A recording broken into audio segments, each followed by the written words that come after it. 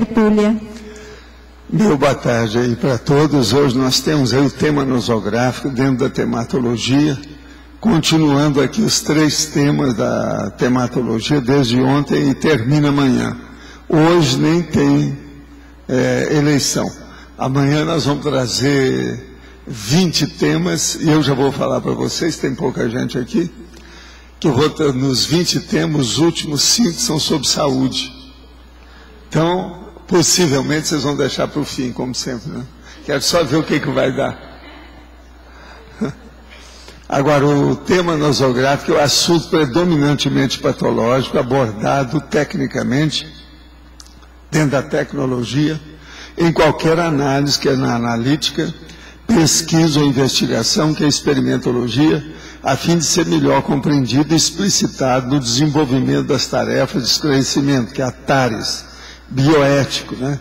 Cosmoeticologia, do ponto de vista evolutivo.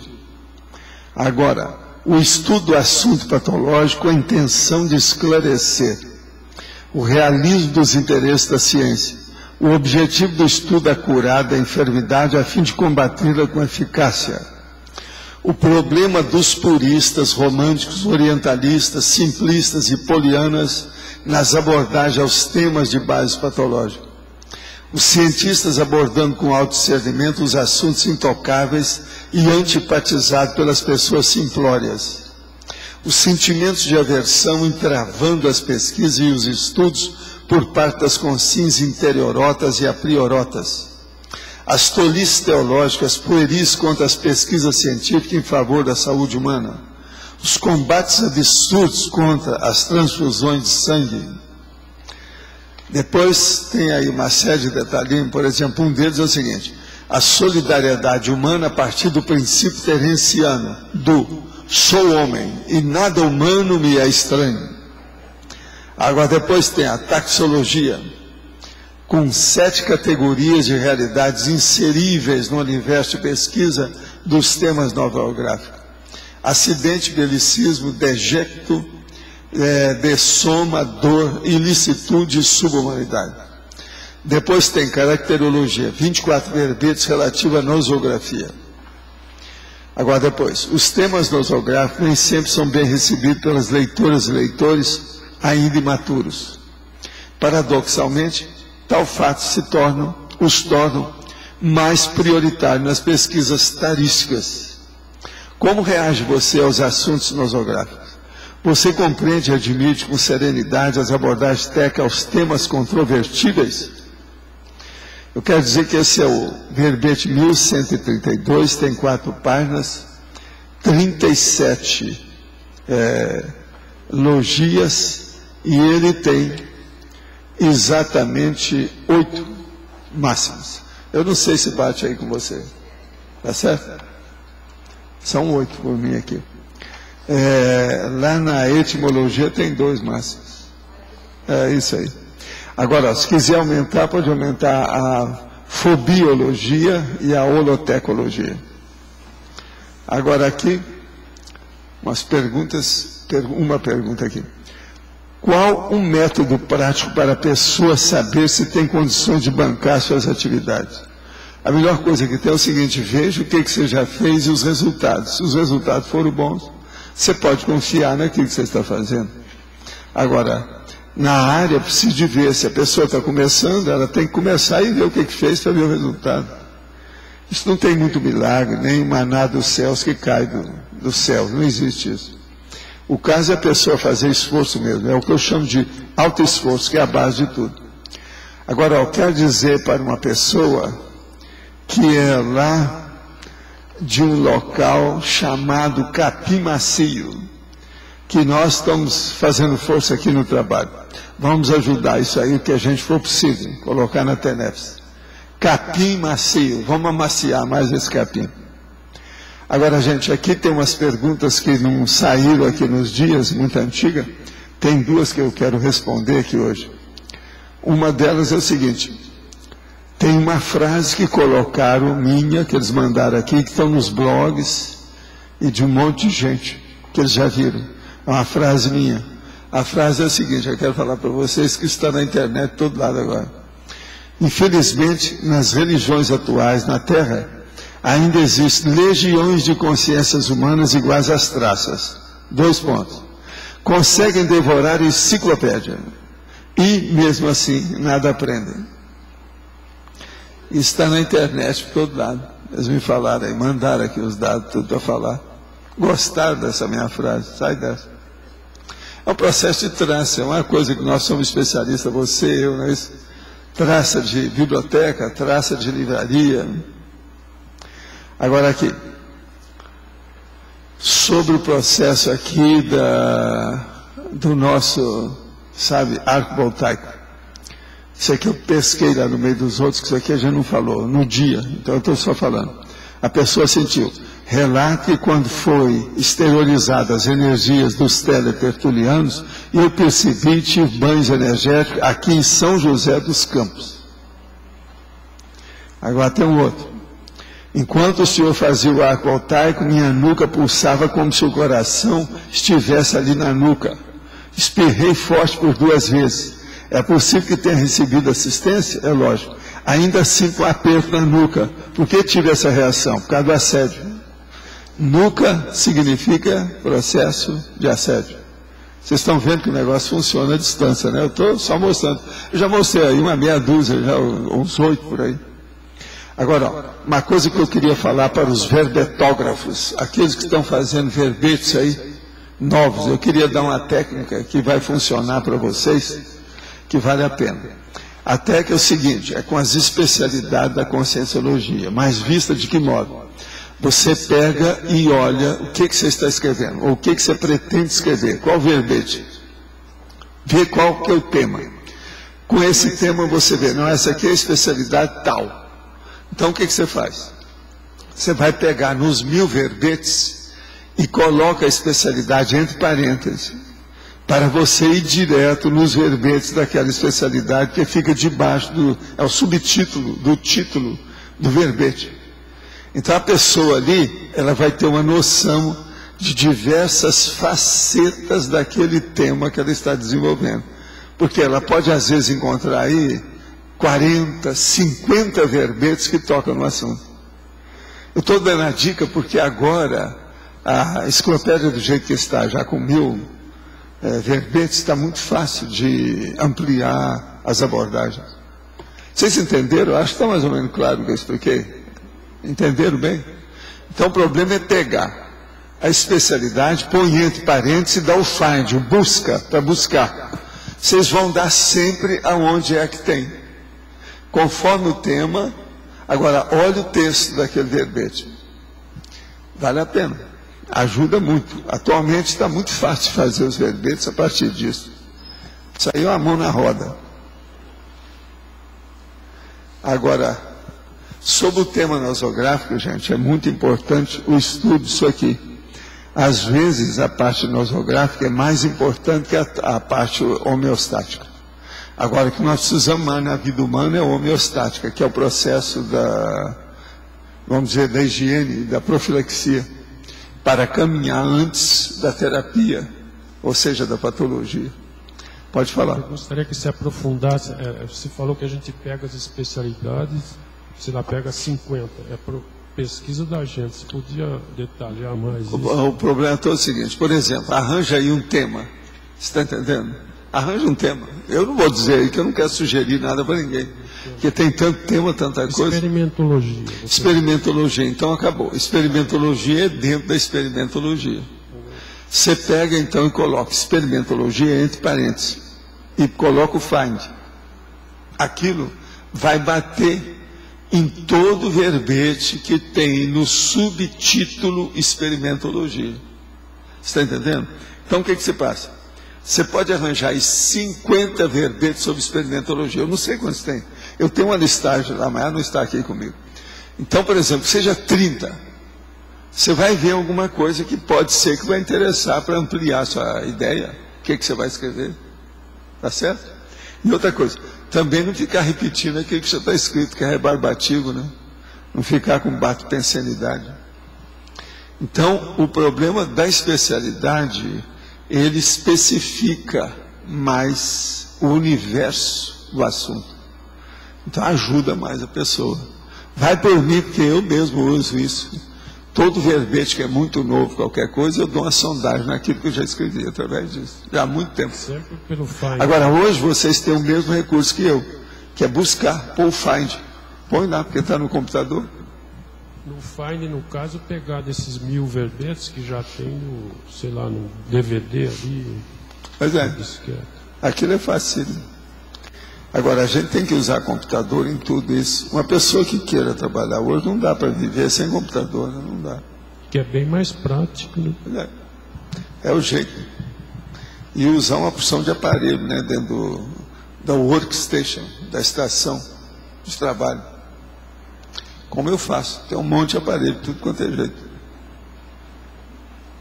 Professor? Sim. Eu gostaria de me esclarecer a respeito da classificação da natureza que está na fatologia, na segunda linha. A classificação da natureza do assunto conforme a cosmoeticologia. Sim. Aqui é referente à cosmoética, né? Mas eu gostaria de saber o que pode facilitar, ajudar nessa avaliação e classificação da natureza do assunto. O que ajuda? A primeira coisa, veja, a hora que eu faço aqui o tema e falo, ele pode ser sadio ou homeostático, ele pode ser patológico ou nosográfico, ou ele pode ser indiferente, ou seja, neutro. Ele não é uma coisa nem outra, ou é as duas coisas. Agora, isso aí já especifica uma linha na sua diretriz de pesquisa. O que você quer? O que eu estou abordando aí, geralmente, isso aí traça o caminho da minha abordagem. Isso já é a classificação da natureza com base na cosmoética. Até um certo ponto. Agora, veja, esse aqui, a natureza é patológica. É então, tema nosográfico, olha lá, ó. Tema central nosográfico. Seria a anticosmoética. Seria a anticosmoética. A anticosmoética está aí dentro. Agora, tudo que é patológico, a tendência é o ilícito, é o marginal, é o doentio, é o anticosmoético. É o regressivo, não é o evolutivo, sim, é a anticosmoético. Está mais ou menos claro isso aí? Então veja, a tematologia, quando eu ponho, é uma mão na roda, eu estou ajudando o leitor. Bobo daquele que não usar essas dicas todas que eu dou nos verbetes. Tudo tem dica. Tudo. Tudo indica uma dica. Você está entendendo o que quer dizer? E aprofunda, né? É com essa a gente procura dar um apostilhamento da situação para a pessoa, né? Alguma coisa sempre, se ela souber tirar partido. Então, poderia-se dizer que a intraconscienciologia estaria também nessa natureza. Tá. Agora, a intraconscienciologia, você pode estudar a sadia, a patológica e a neutra. Seria tudo você pode estudar de algum tema desse aí. Certo. Agora, é muito fácil. Qualquer coisa você põe o Find no computador, que você vai ver nos 1000 verbetes qual que é o tema que você está procurando. Com o computador e a busca, o Find, tudo é fácil no computador, melhora demais. Isso aí é daqueles recursos que eu pedi para alguém inventar há muito tempo. Era muito difícil na época da datilografia. Né? Da Cosmos. Tem umas coisas que inventaram só para mim, né? Você sabe, né? O Find foi só para mim, a cópia foi só para mim, a impressora foi só para mim. Um monte de condições dessas. Então, isso tudo foi só para mim. Eu sou um cara super egoísta. Eu joguei energia nisso tudo para aparecer o mais depressa possível. A sua base evolutiva está nisso, né? Agora, tem um amigo meu que falou assim: Rob, você fala que você estava esperando a gente, não é nada. Você estava esperando que as coisas melhorassem, você trabalhar com açúcar, tudo de bobs. Eu falei assim: ô miserável, isso aí eu tenho que te xingar, não tem jeito. Você está inventando a moda. Agora veja, aí eu viro para ele no fim e falo: mas eu tinha que esperar vocês para inventar todos esses aparelhos que eu precisava, porque eu sou burro. Aí melhorou a minha situação um pouco. Está entendendo? Aí melhorou alguma coisa. E a gente apanhou um bocado para poder, no início, quando a gente começou a falar de informática contigo, você falou, seu não presta, lembra? Foi, não, porque era muita besteira. Veja bem o computador. Os caras foram fazer nas nossas empresas, tudo dava prejuízo. Você falou isso. Foram alguns anos. A hora que nós colocamos o computador lá, era o tamanho dessa mesa. É verdade. O primeiro que a gente colocou, que deu certo. Que não dava prejuízo. Até amassar demorou. Da história. Os formulários contínuos, aquela coisa toda, eles faziam e não batia. Sempre gastava mais. E outra coisa, a gente tinha que dispensar muita gente. Então eu falei assim, não vale a pena. Isso vai contra a vida de muita gente. Enquanto não tiver uma vantagem muito grande, não vale a pena. Porque a gente poderia colocar o computador, é o que eu falava com eles. E em vez de dispensar o povo, nós relocamos a pessoa no trabalho para ampliar, através do computador, o trabalho. Era esse que era o meu trabalho. Você veja, o negócio nosso é muito bem feito. Agora, foram mais ou menos umas 8 firmas, desde o formulário contínuo. Assim, nós topamos qualquer coisa, desde que você mostre por A mais B, que nós não vamos gastar com frioleiras.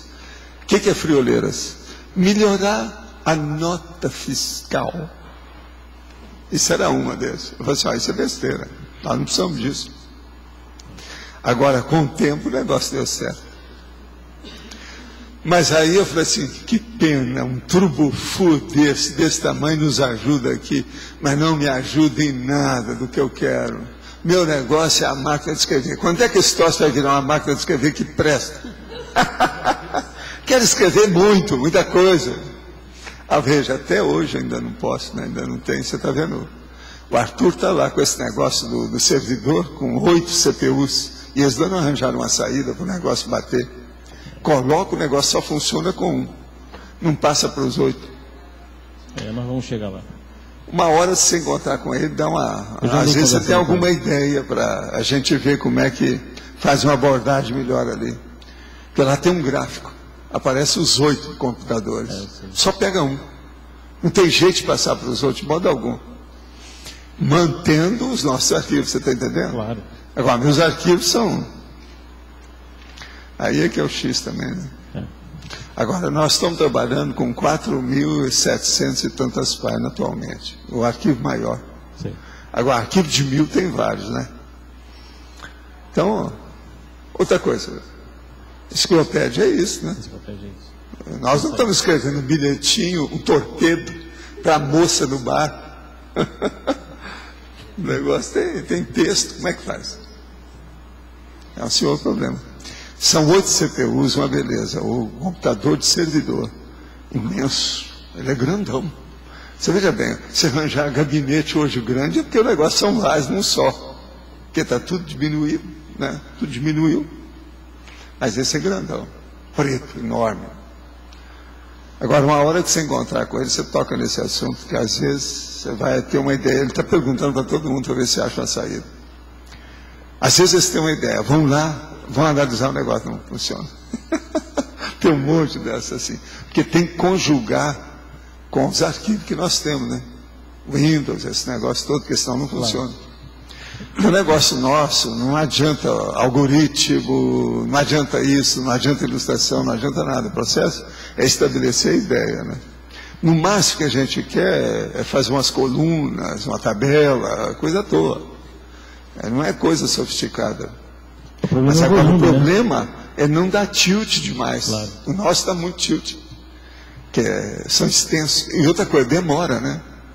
Você sabe, demorou 10 segundos para mim já é uma loucura, eu acho. Eu sou um cara viciado em computador. Você também não é? Você também não é? 10 segundos? É uma vida. Bolas, isso é uma antiguidade. E lá com esse negócio ele fica mais lento em certas coisas. E dá tilt. Dá muito tiltzinho, pequenininho. Você tem que estar sabendo o que você faz. Aonde você bate, como é que é. É um problema a digitação. Tem que saber mexer.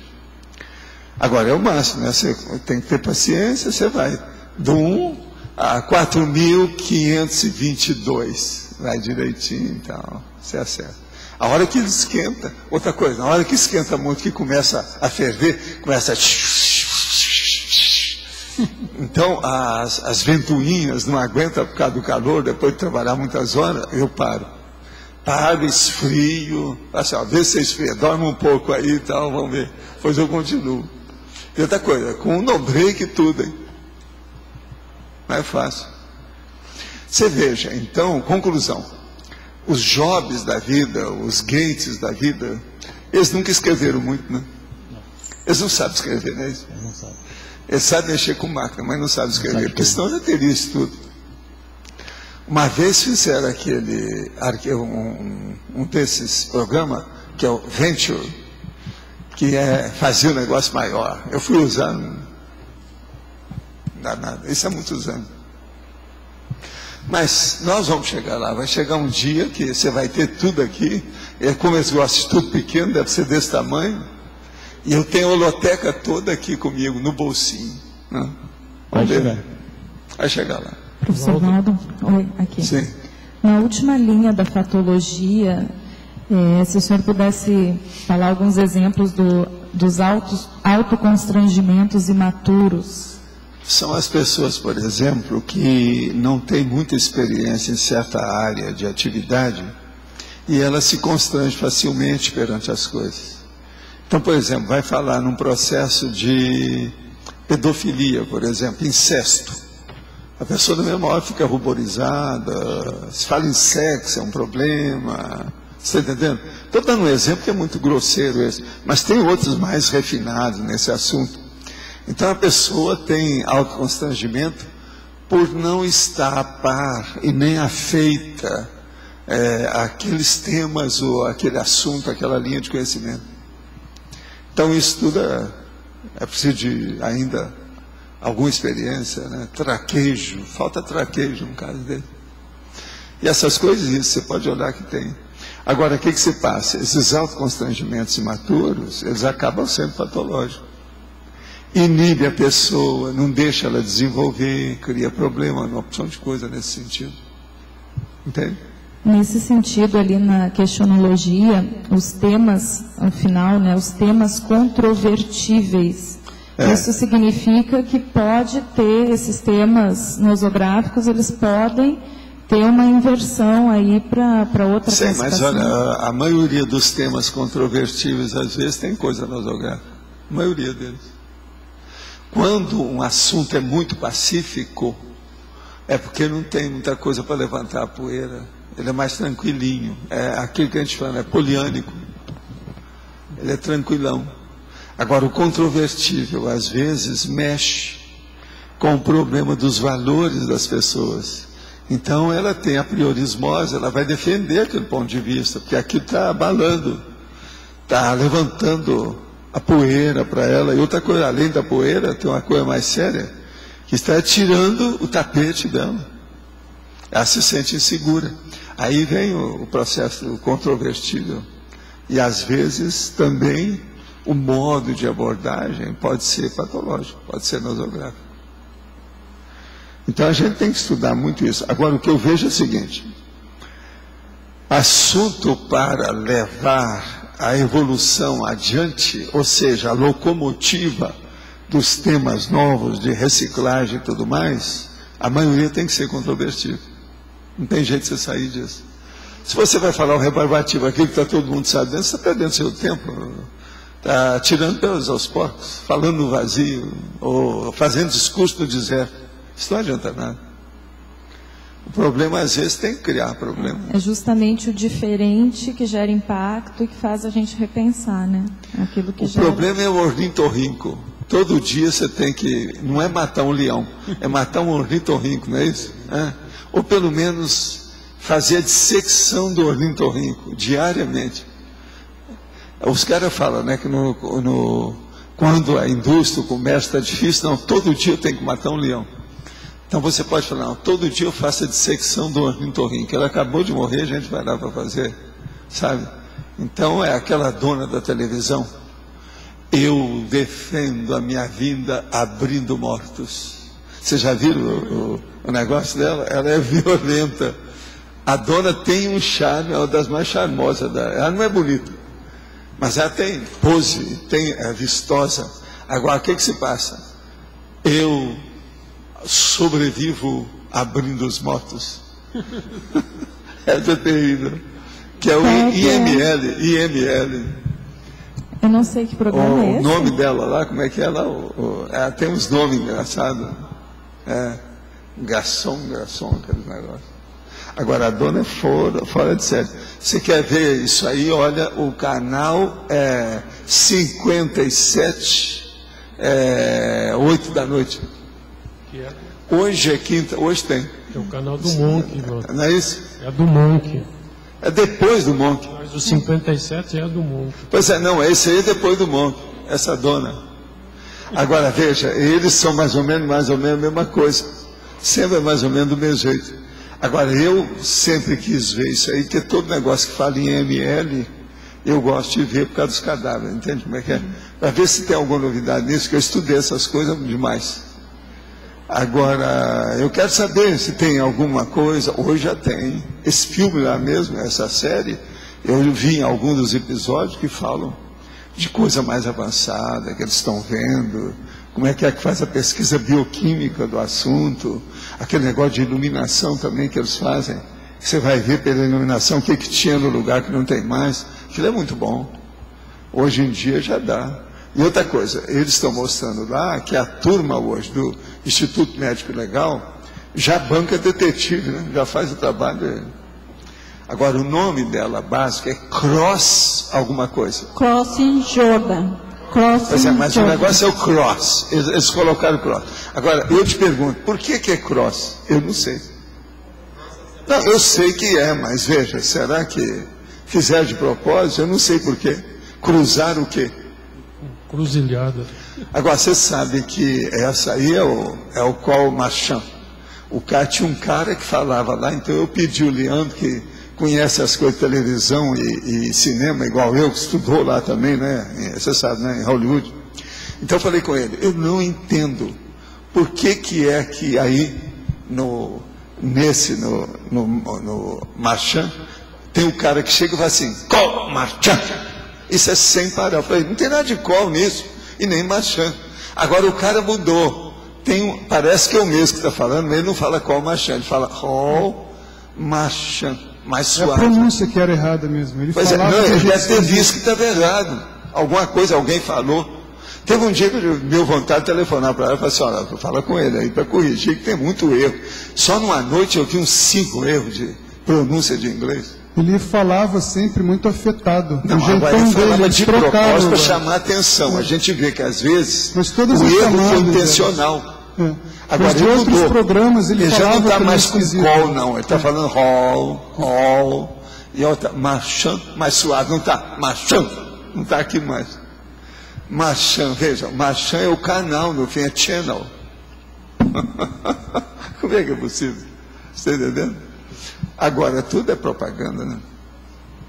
Mas o que você queria falar? Na penúltima linha da fatologia, as tolices teológicas pueris, eu queria alguns exemplos. Penúltima linha, as tolices teológicas. As tolices teológicas pueris contra as pesquisas científicas em favor da saúde humana. Por exemplo, a célula-tronco. Você quer coisa pior do que isso? Aquela pesquisa sobre qualquer coisa, é um monte de coisa. Sempre mexeu nisso aí, a religião quer falar que ela é que manda. Então começa a travar tudo que tem, que é a maior besteira. Olha o processo de aborto, até hoje não conseguiram resolver nada disso. Nos meus 15 anos falando de sexo somático, o assunto mais brabo que havia era aborto. Dos 99 que eu estudei. Eu marcava isso tudo para ver como é que é. Qualquer pesquisa científica, porque desde o começo da revolução, a revolução científica lá, né? Sempre houve briga. Aí a igreja era contra quase tudo. A igreja sempre dominou demais, que ela pega o ponto fraco de todo mundo. E botou gente na Inquisição por causa de ciência. Agora ela continua. Agora, hoje eu acho que isso aí nunca mais vai ser igual. Essa turma que está trabalhando aí, os ateus estão fazendo um belo trabalho nesse assunto. Eu acho que eles vieram para ajudar a gente. Os ateus, os materialistas, esse povo todo. Muito bom esse povo. Eles estão falando agora com outra abordagem, Porque o problema todo é combater os processos bobos do psicossoma com o mental soma. Antigamente eles combatiam o psicossoma com o psicossoma, isso não dá certo. Emoção com emoção, isso é apenas um processo de show, não vale, né? Agora não, eles estão começando a ponderar, tem lógica, tem racionalidade, baseado em fatos. O processo contra a ciência desde a época de Galileu e eles eram contra porque isso aí foi desvendando as bobagens da igreja. Pois então, mas tudo é lá da sua terra, né? Galileu é de lá, né? É coisa de Galileu era ligada. O Vaticano. A ciência moderna nasceu... A pior coisa que foi a hora que eles fizeram o Estado do Vaticano. A Itália começou a piorar mais, foi depois disso, agora recentemente. Mas você sabe que a ciência moderna, piorou muito. Ela nasceu, ela veio através da igreja, a própria igreja. Sim, mas eles não deixavam ninguém estudar, era só eles e tinha que estudar de acordo com eles. Os próprios filósofos da igreja. Outra coisa, muitos de nós aqui, estudamos por conta própria, porque éramos autodidatas contra a igreja, contra a monarquia da plebe. Muita gente aqui, caminhou por causa disso. Começou a dar valor para o estudo por causa disso. Uns a 8 vidas, outros a 12 vidas aí para trás.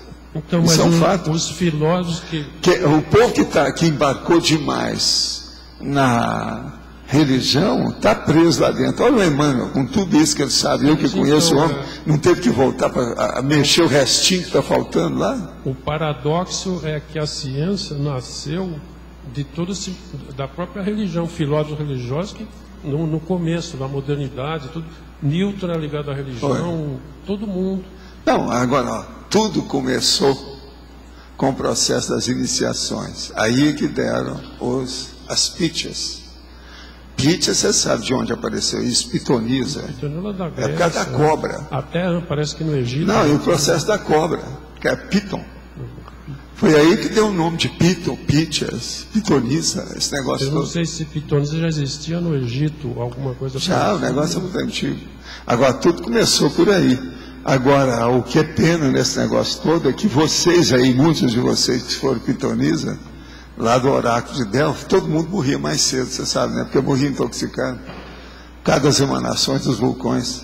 Aquilo era uma espécie de cocaína, colocava o cara na descoincidência. Então ele começava a falar as coisas, vinha o outro lá, comunicava através dele e tal. Pitonisa era isso. Agora a maioria morria cedo, porque eu morria intoxicado. Aquela mulheria toda. E outra coisa, tudo virgem. Que eram escolhidas virgem para ser pitonisa. O negócio, quando cresceu, que virou uma indústria, o negócio não era certo. Agora, vocês pensam bem, houve pitonisa lá durante 1000 anos, 10 séculos. Vocês estão vendo que vocês passaram por uma boa escola. Eu falo que são vocês pelo seguinte, uma vez eu perguntei para um dos nossos amigos aí do curso intermissivo, nesse povo antigo, quem é que está entrando em primeiro lugar nessas coisas? São as pitonisas. Agora, são vocês, né? Vocês apareceram aí, falaram que tem curso intermissivo. Deve ser você. Você já pensou você como pitonisa, virgem de templo? Valdo, falar de pitonisa, aquela inalação de gás, eu já li esse como é que é? Relação de esse livro do oráculo. Sim. E as pitonisas inalavam gás, que aí não fica... Aquele é do vulcão. E eles achavam que o Piton, quer dizer, Piton, estava lá dentro. Aquilo, o Deus Piton ia dar para eles a ideia nova, a revelação. Devia fazer mal para a saúde. Pois é isso que eu estou falando, todas morriam mais cedo. Professor, que aquele gás ia intoxicar todo mundo. Ontem tinha uma cobra, eu estava subindo aqui no caminho da lógica, anteontem, na terça-feira. Sim. E tinha uma cobra pequenininha caminhando ali no passeio da lógica. Isso é mais estranhado. Eu fui descer aí, tinha uma de mais ou menos 1,5 metro verde. Uma beleza. Agora o negócio era tão comprido, eu falei assim, esqueceram a mangueira, está atravessando aqui. Quando eu ia pegar, opa, não é? Que era uma mangueira pura, verde, dessas que tem por aí. Aquele bonito. Aí eu cheguei lá, e ela saiu, espantou comigo, caiu, Saiu fora, isso no caminho da lógica. Ela estava a metade do caminho da lógica, na hora que eu estava passando, de manhãzinha. Aí eu cheguei lá, o Roberto estava lá, o Roberto Almeida. Falei assim, Roberto, vai lá em cima que está mais ou menos assim, às vezes você ainda vê a cobra. Ele chegou, mas não viu mais, ela sumiu, ela não apareceu mais. Ela deve ter 1,5 metros e é verde. Tem umas cobras dessas que são até, essa não é braba, ela é suave, entende? Pode ser das caninanas da vida, hoje não sabe, né? Tem as caninanas. Né? Pois é, ela é boa, mas agora, veja, essa é uma mangueira, né? Mangueira verde. É uma mangueira, né? Você quer falar, chefa? Faz favor. Você começou a falar de pitch aí, eu queria mudar de assunto e inventar uma pergunta aqui. Pode falar. Não, aqui não cobra, eu não estou cobrando nada para os atravessadores de temas. Isso é normal, faz parte, isso é para dar força aqui, ó. Dar molho. Genética e paragenética. Sim. Você outro dia disse assim, a gente pode vir com uma determinada genética, mas quando a gente consegue fazer com que a paragenética atue antes, ela consegue sobrepor a genética. É antes, durante e continua. Isso, para ela poder prevalecer sobre a genética e a gente não sucumbir. Sim, e você mantém. Aí depois você fixa seu corpo. Quando você fixa a coisa, então, pacifica. Agora, olha só, e o oposto também é verdadeiro, porque em determinado momento da nossa evolução, a gente precisou da genética. A hora que você chega na meia-idade para cima, ou na terceira idade, às vezes, se não houve uma preparação muito grande daquilo que você fez com o corpo, você começa a pegar as doenças do seu pai e de sua mãe. Aquilo que não estava no... Até aquele momento não tinha se manifestado nada. Aquilo vem. Então aquilo está ali, ó. Está a brasa debaixo das cinzas. Se não tiver cuidado, aquilo brota. Essas coisas tem. Mas agora veja, existem determinadas doenças, que é bobagem a gente está falando esse negócio de genética, paragenética, porque ela atua em todo mundo. Câncer, diabetes, hoje, são troços que é besteira. Eu já falei com vários colegas meus, eu falei assim, ó, esse negócio da anamnese tem umas coisas que estão começando a ficar furadas. Não adianta fazer uma anamnese para perguntar se a pessoa teve isso na família, porque tendo ou não tendo, está pegando em todo mundo. Bobagem isso. Entendeu?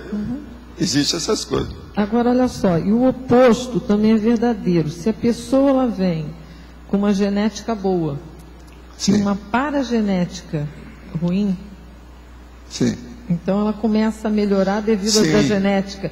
A genética começou a melhorar. Mas veja, é a paragenética que predomina sempre. É o que manda. Particularmente, individualmente em você, é a paragenética. A genética pega no grupo. Agora, a paragenética é individual. Se você não pegar por aí, você não aborda corretamente, sempre vai dar problema. Agora, aí é que vai dar a lógica da coisa e mostrar os fatos e parafatos. Então, veja, o que manda mesmo é a sua paragenética. Se a paragenética não mandasse, seria não ia caminhar nunca, nenhum de nós ia evoluir. Não ia dar certo. Então, você já tem que trazer uma coisa superior à sua mãe.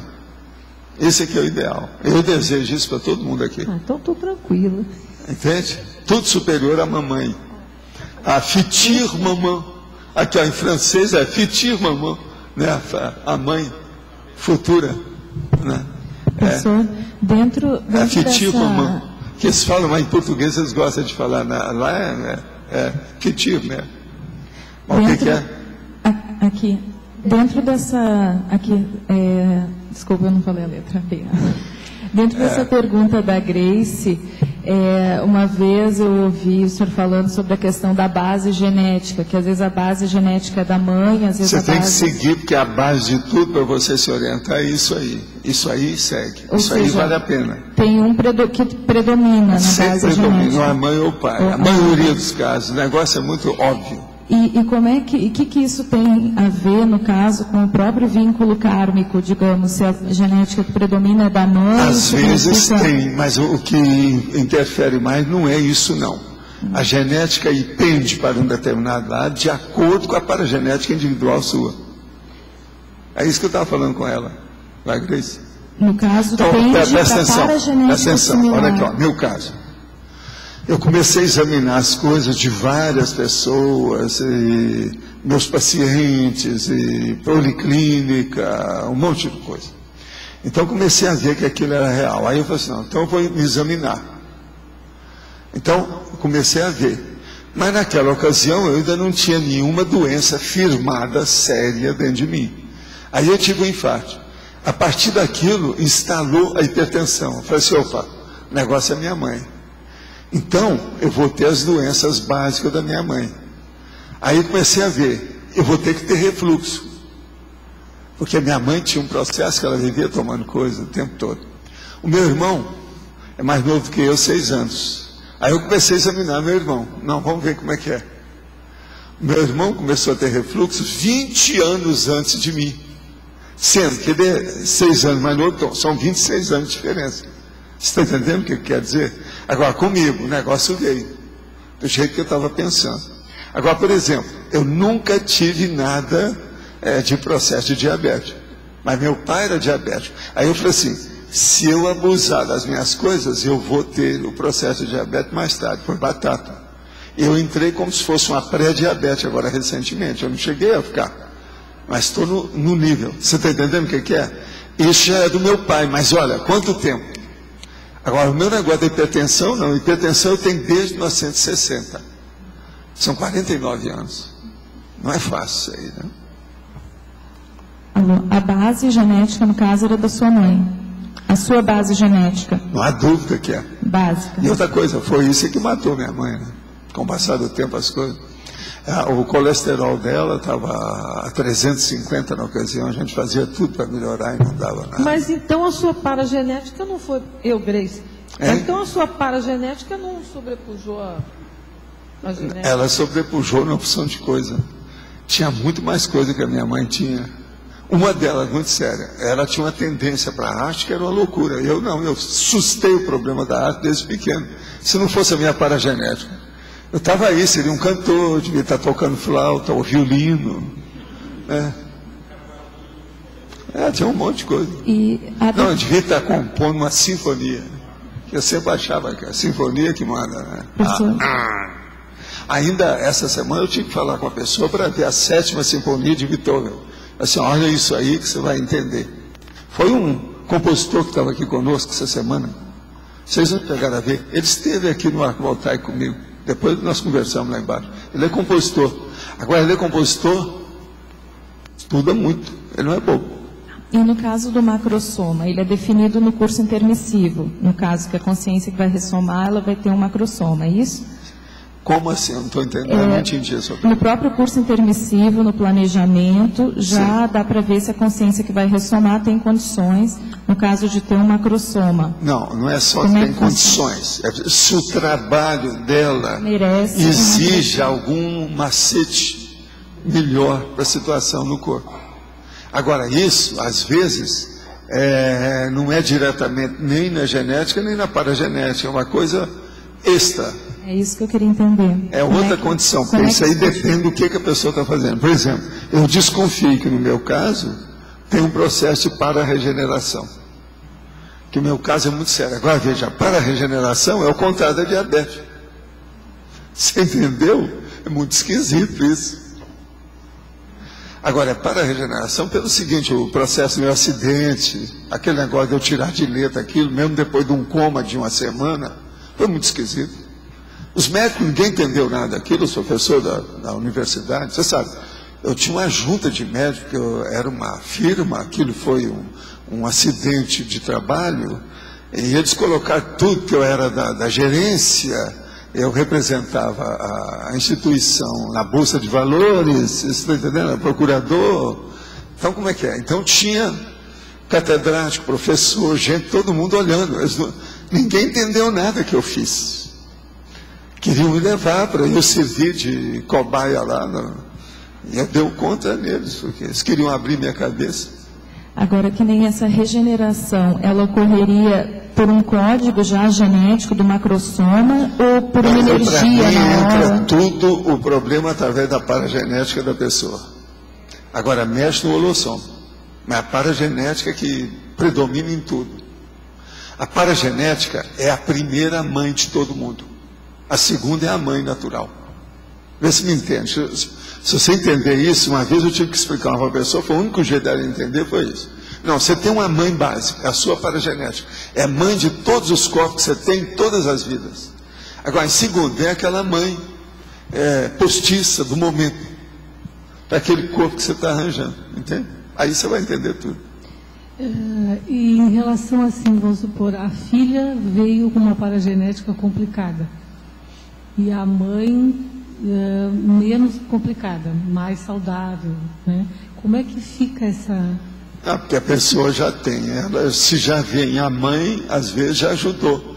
Se a mãe fosse pior do que a filha, você já pensou o que ia sair na filha, ia piorar mais ainda. O problema todo é esse, a mãe, ela tem jogo de mando dentro do processo da genética. Pensa nisso. Eu, por exemplo, eu fui favorecido pela minha mãe demais. Agora, não fui pela circunstância do meu nascimento. O negócio dos pais estar separado, aquela coisa toda, eu ser tirado com turquês, você está entendendo? Esse negócio, não. Outra coisa, eu tive pneumonia dupla logo em seguida. Não havia leite, foi preciso arranjar uma ama de leite para mim. Essa ama de leite talvez tenha sido uma terceira mãe minha. Primeiro foi a paragenética com o macrossomo. Segunda, minha mãe propriamente dita. E terceira, a dona Yaya. Você está entendendo? Sr. Valdo, os fatores genéticos, eles sempre são mais favorecidos pela mãe ou o pai? A genética? Isso. Fator genético. Depende. Porque às vezes tem filho Tem pai que às vezes é muito forte. Você está entendendo? Dentro do processo. Então o espermatozoide é que manda. O óvulo foi para o escanteio. Então não tem uma regra geral. Mas isso é raro. Uma boa parte, a mãe, o óvulo funciona mais. Eu estou falando do ponto de vista de evolução. Eu não estou falando apenas da parte bioquímica da coisa, não. Mas os casos que a gente vê de evolução aqui do problema da Seriex, a serialidade das vidas, isso aí é um fato. Mãe é uma coisa muito séria. Se a gente vai fazer uma classificação pessoal do que herdou do pai e da mãe, o que a gente vai levar em conta? Veja, a primeira coisa, vê tudo de cada um, todas as doenças, faz a anamnese, a semiologia, e vê o que bate com você. Não, a minha tendência é para isso, Você vai ver no fim que você tem tendência mais para um. Bem evidente, bem claro. E as características do soma também, às vezes uma miologia mais resistente, alguma coisa assim? Isso também varia, porque às vezes o macrossoma muda tudo. É o caso da moça que tem vários irmãos e várias irmãs, e ela nasceu com um turgor mais forte, a carnadura dura, as outras não têm. E quando isso é uma característica da família? Quando é característica, todo mundo tem que nascer daquele jeito. Se alguém não nasceu pior, precisa ver por quê. Que acidente que houve, se é uma coisa no fim, se da prole dos últimos que apareceram, então é dos últimos filhotes a nascer, aqui já está fraca a fábrica, já está falindo, você está entendendo? Já está para fechar. Então, último restolho. Entende? Agora a gente aqui pergunta, qual a sua opinião sobre numerologia? Vale a pena estudar ou é besteira? Olha, numerologia do jeito que tem por aí é muita tolice, que é feito de uma maneira para vender. É um processo de venda, é um problema comercial. Agora, existem os processos, sim, dentro do processo de simbologia dos números e outras coisas mais, isso aí funciona assim. Mas é uma coisa mais sofisticada, mais difícil de expor. E eu, por exemplo, eu não tenho nenhum livro bom para indicar para a pessoa sobre numerologia. O que tem no Brasil, que é o melhor que tem aí, que é de um amigo nosso, eu até conheci, mas ele está dentro do padrão normal das coisas. É difícil falar nisso aí. Em relação à sua resposta sobre a pressão na nuca e processo de assédio no início dessa tertúlia, estive aí numa tertúlia em fevereiro e recebi um arco voltaico através do senhor. Senti muita pressão na nuca e me foi identificado um acoplamento com a consciência amparadora. O que deve explicar, então, que nem sempre a pressão na nuca indica processo de assédio. Escuta, você ainda não raciocinou uma coisa. Você tem processo, ou tinha, vamos falar tinha, passado.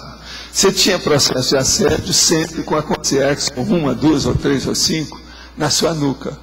Então, o seu processo de desenvolvimento, ou seja, isso que nós chamamos de sinalética, energética, parapsíquica, etc., é na nuca. Está na nuca, por quê? Está começando, está engatinhando, o negócio é ali.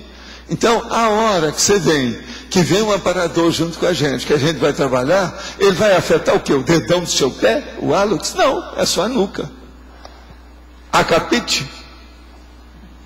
Temos um bebê de 1 ano e 2 meses que iniciou na escolinha recentemente. No início ele estranhou um pouco, mas agora já está adaptado. Recentemente lemos uma entrevista com o autor Steve Bildoff, criticando o ingresso de criança na escola antes dos 3 anos de idade. Consequências como depressão e agressividade foram citadas por ele na matéria. Essas questões nos deixaram apreensivos. A criança é muito esperta e tranquila e pensamos ser alguém do grupo. Gostaríamos de saber a sua opinião, ou mesmo se algum profissional da área a respeito desse assunto. Queremos muito ajudá-lo nessa vida e evitar qualquer trauma causado pela nossa experiência. Olha, 1 ano e 2 meses, é preciso haver mais diversificação do seu carinho para com ele. Eu acho isso mais importante que o resto. Então, por exemplo, é bom que você tenha contato diretamente com o corpo e outras coisas mais para mexer com as energias dele. Ele está com 1 ano e 2 meses, é muito pequeno ainda. Então, o problema da mãe, eu acho mais importante que o resto. Isso você pode seguir porque vai dar certo. Agora, ó, de 2 para 3 anos, dependendo do temperamento da criança, com 2 anos já pode começar a funcionar, mas o ideal é 3. Dos 3 em diante já deve mexer com energia e outras coisas mais, que a criança já dá conta do recado. Agora, tem que expor também certas coisas, não deve deixar a criança só na escola, não. Deve, se não tem um preceptor, o pai ou a mãe deve ter o preceptor e acompanhar nessa idade, até mais ou menos 7 anos. Porque até os 7 anos a pessoa não está nem aqui nem fora. É como se ela tivesse descoincidente o tempo todo, na descoincidência virgem. Mas descoincidência virgem patológica, porque não está sabendo, ela entende, não há lucidez. Então é um perigo. Por isso que a gente fala, por exemplo, se a criança é hiperativa, precisa começar a trabalhar antes disso. Então tem que trabalhar bem antes dos 7, porque senão o negócio prolonga. Aí vai virar o adulto deslocado mais tarde, que não é opção de coisa. De modo que o que eu vejo é isso. Coloque o contato da mãe e do papai com isso. O meu filho, por exemplo, a gente andou com ele a partir dos 3 meses de idade. Era viagem de avião, tudo quanto era lado, o exterior e etc. Tal. O maior problema que havia era de alimentação. Isso aí é um problema, sempre foi. Agora, é para qualquer um nessa idade. Agora, outra coisa também, para fazer uma viagem de avião com a criança nessa idade, se a pessoa não pagar bem, está danado, que ela não pode andar nessa turístico, porque pega tudo quanto é doença dos outros e cria problema. Às vezes tem uma criança lá que está tossindo, pronto, vai pegar. Então é um problema. Eu, quando fazia isso, eu gastei uma nota, porque tinha que andar tudo escolhendo avião, primeira classe, não sei como é que é, entende? Horários que não tinha muita gente, tudo para defender a criança. Agora, eu comecei a andar com ele de avião com 3 meses de idade. Não é fácil, eu sei que não é. Agora, a gente não recomenda isso, não. O ideal é ficar, mas é que eu não podia, fazia muita pesquisa, tinha empresa, tinha opção de coisa, não dava. Agora, nesse caso, com 1 ano e 2 meses, olha bem. Uma outra coisa, se a criança não está se dando bem lá, tira logo, muda isso, não fica lá. Nas terturas, o senhor vem falando sobre a terapêutica dos verbetes. Identifiquei em 3 dias corridos de tertura o encadeamento terapêutico dos seguintes verbetes: análise egológica, nosográfica, paradoxo de autorreflexão, neutro, retrospectiva autodesaceradora, homeostático, nos quais identifiquei, respectivamente, a patologia, a autoprofilaxia e a condição ideal a ser alcançada, o sonho dourado. Escuta, a primeira coisa, eu não tenho nada que ver com esse negócio, porque isso foi feito pela turma que escolheu na eleição, tá certo? Então isso aí encadeou pela circunstância, o povo é que escolheu. Além da remissiologia relativa aos 3 verbetes, o senhor pode me passar mais alguma orientação nesta autopesquisa desassediadora e profilática? Sim. Na remissiologia, você pega as outras remissiologias com a outra remissiologia, com a outra remissiologia, com a outra remissiologia, com a outra remissiologia. É lógico. Você está entendendo? Uma reação em cadeia de remissiologias. Você ainda não percebeu. Pega a remissiologia de cada um e vê a remissiologia de cada um. Será que ele entendeu agora o que eu estou falando? O que é que eu posso explicar mais disso? Cada verbete tem a remissiologia. Vai olhando a reação em cadeia dos verbetes que você examinar através da remissiologia, que você vai ver outros. Aquilo tudo tem relação.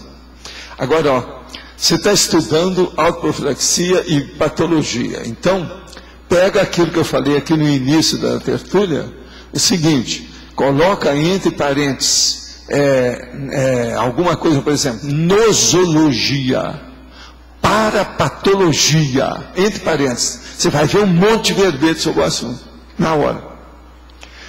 Em sindromologia, a síndrome da insegurança. Poderia ampliar sobre o tema síndrome da insegurança? A síndrome da insegurança é o seguinte, é a pessoa que não tem segurança em nada do que ela faz. Então, ela quase sempre se vitimiza, ela às vezes se acovarda, ela é tímida, ela tem dificuldade de estabelecer um diálogo assim, tipo coloquialismo mais avançado, ela tem algum problema de falar em público, enfim, ela é insegura. Outra coisa, ela vai nos lugares, ela tem medo de ser assaltada, ela não sai em certas horas, certas ruas, certas coisas, não vai a certos lugares, enfim, ela começa a ter uma vida mais dentro de casa, intramuros, fechada, por falta de confiança e segurança. De modo que a insegurança aí, ela alcança muitas instâncias e modos de manifestação. Precisa ver o temperamento da pessoa, como é que ela age. Agora aqui, estou fazendo TENEPS há 4 meses. Coloquei o nome de uma vizinha que é carne de pescoço, para ver se ajudava a mesma e sua família. Essa pessoa tomou uma raiva, ficou pior e tem feito de tudo para me tirar do sério, está vendo? Mexeu no assediador, o assediador viu que está invadindo a presa, a vítima, foi em cima dela. Tenho conseguido ficar até agora como poliana e ela ainda continua na minha TENEPS. O senhor pode me ajudar? Sim. A primeira coisa é o seguinte, pensa positivo em favor dela e do assediador. Escuta, é um homem que está com ela, eu sei, eu vi o negócio aqui na hora que eu comecei a falar. Tem um homem. Uma outra coisa, o homem tem o cabelo preto e caído para um lado, o cabelo dele. Observa que às vezes você vai ver, ele está chateando essa vizinha já faz alguns anos. Pode ter sido até um parente dela, alguém que morreu mais cedo, alguma coisa nesse sentido. Observa por aí. Lembre-se, é um homem, 48 anos, e o cabelo que cai de um lado, cabelo preto, caindo para um lado. Observa que às vezes, com essa descrição, você vai olhar, né? Vai identificar o cara perto. Agora, ó, desassimilação simpática das energias. Diz assim, é o que você precisa de fazer. Não brinca com isso. Tá vendo? É isso aí. Mexeu em caixa de vespa, de marimbondo, não é isso? Eles vêm em cima, faz parte do serviço. Mesmo para fazer assistência. Vocês veem que assistência precisa de assistência. Agora, essa pessoa aí, a nossa amiga, ela tem assistência, ela vai receber assistência disso aí, ela vai esperar isso tudo. Agora, deve ficar com o nome na TENEPS, deve olhar com calma. Professor, queria voltar à paragenética. O senhor colocou aqui que a primeira mãe é a paragenética. Digamos assim, ela então vai ser a matriz inicial, a incubadora, né, a geradora de todos os demais somas que irão à genética posterior. A cada soma que é melhorado, há uma troca lá na raiz inicial, melhoria de... Não, a cada soma, a mãe muda tudo que houve atrás. É outra mãe, outro corpo, outra condição. Sim, mas eu falo... Então a genética que muda a cada soma. Sim. Vamos raciocinar melhor um pouco. Paragenético, estacionado lá, né? 1000 anos, 1000 vidas. Não, mas aquilo está então, acumulado de alto nível e aquilo está em evolução. Então, vai melhorando e vai A genética é que matriz. não, ela só funciona naquele período, acabou, não tem mais nada. Aí vem outra. Raramente a pessoa tem a mesma genética na mesma árvore genealógica ou no mesmo pomar, quase sempre muda a árvore. Sim, mas vai melhorando gradativamente a paragenética. A paragenética é sempre, ela está em andamento. Pois é, porque cada soma que Só não vem... melhora assim, uma pessoa igual a Arlinda, em certa circunstância, que ele já falou tal. Mas isso é exceção. Cada exceção. soma é uma oportunidade de trocas e de mudança que retorna à base, não é verdade? Então aí vai, né? Então a paragenética com o partir Agora, do tempo... o problema é ver quando as coisas se encaixam melhor. Quando você arranja uma boa genética, uma mãe fora de série, com uma opção de coisa... Isso ajuda demais. Outra coisa, sem incidentes ou acidentes, sem doenças grandes, max doenças, mas só mini doenças, isso é que é ideal, né? Aí a coisa muda de figura. Agora, quase sempre, se a pessoa não tiver cuidado, nessa vida ela desperdiça tudo. Ela vai viver no dolce far niente. Não é isso? Então não faz nada. Então, que é uma pena. Assim, o condutor mesmo vai ser a consciência que está atuando naquele a vontade da consciência e a intenção dela. A intenção. Dentro daquele momento evolutivo. É isso. Por isso que eu falo, ó, vocês têm curso intermissivo, olha o momento evolutivo, que é desde a sua ProEx, que é desde a TENEPS. Para os jovens eu começo falando, que é desde a INVEX. E por aí vai. Vamos inverter tudo nesse mundo, é a reeducaciologia. Começa pela inversão existencial. Obrigada. É o jeito. Professor, aqui B. Eu queria entender melhor a tematologia do verbete. Por que nosográfico? É o quê? A tematologia do verbete.